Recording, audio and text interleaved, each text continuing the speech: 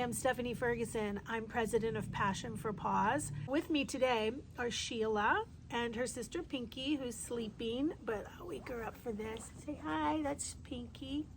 So Sheila and Pinky came to us a couple of months ago. They had an owner who neglected them chronically and severely for their entire lives. Never had been spayed. They had multiple litters. Both of them came in needing dentals, and Pinky just got spayed. She got a dental and got vaccinated, and she's perfect. She's 10 years old. She's great.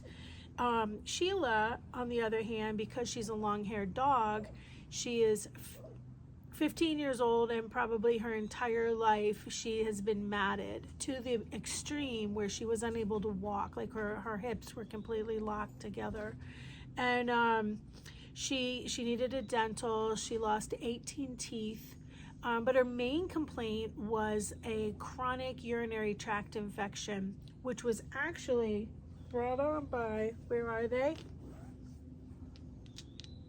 Bladder stones. Sheila, who weighs 15 pounds, had 5 of these in her bladder. The 5th one was a little bit smaller, but we sent that one out to the lab, so I only have these to show. Her bladder was so inflamed. This dog suffered. She has been in extreme duress her whole life, for many, many years at least. And those bladder stones don't grow overnight. So when the vet opened her bladder to remove them, like, they just flew out. So her bladder was about ready to burst. And so we thought after that, okay, this is great. She's going to be all better. But one of the complications of having bladder stone surgery is that sometimes the sutures, because her bladder was so stretched out and just kind of not in great shape from many years of having the stones, that the sutures ruptured a little bit, and the urine leaked out of her bladder and into her abdomen. It's called a uroabdomen. And she ended up at the emergency vet and spent 10 days at Guardian Veterinary Specialist down in Brewster, New York. And they were able to heal her by just putting a catheter in and monitoring her to let all the urine come out of her abdomen.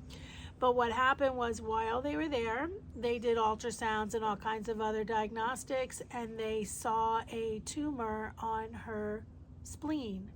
So we've debated this heavily, and after a lot of conversation with our vet, Trish, Dr. Grinnell at Aspetuck Animal Hospital, we've decided, we gave Sheila a month to recover from everything else. She's doing amazing.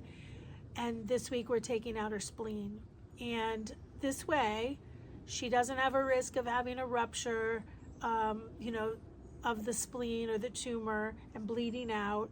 And it will potentially give her a couple of good years. She deserves it. She suffered so much. And she loves to walk. I noticed when I got her back that her hips are really unsteady right now. And she had a lot of improvement when we first got her, because we took her to Dr. Carmen Corrette, who's our veterinary chiropractor. And she hasn't been lately because she's not local. Sheila is not in a foster home local to me. So once she heals from her splenectomy, I've already been in communication with Dr. Carmen. We're going to take her back there for some more chiropractic, potentially acupuncture, some laser treatments, and I'll probably put her in physical therapy. There's a facility right here in New Milford. I'll probably put her there so she can walk on the underwater treadmill and build up some of her hip strength, and then hopefully she'll be good to go.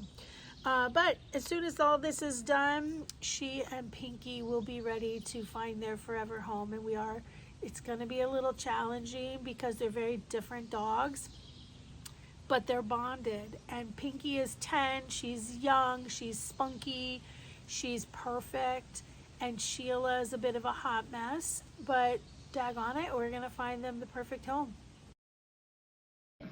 What do you want? What do you want? This is my breakfast. Yeah, this is my breakfast. Sheila. What?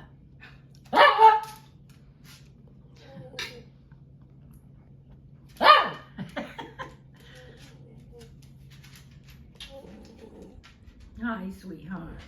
Hi, sweetheart. There he is. They're all begging.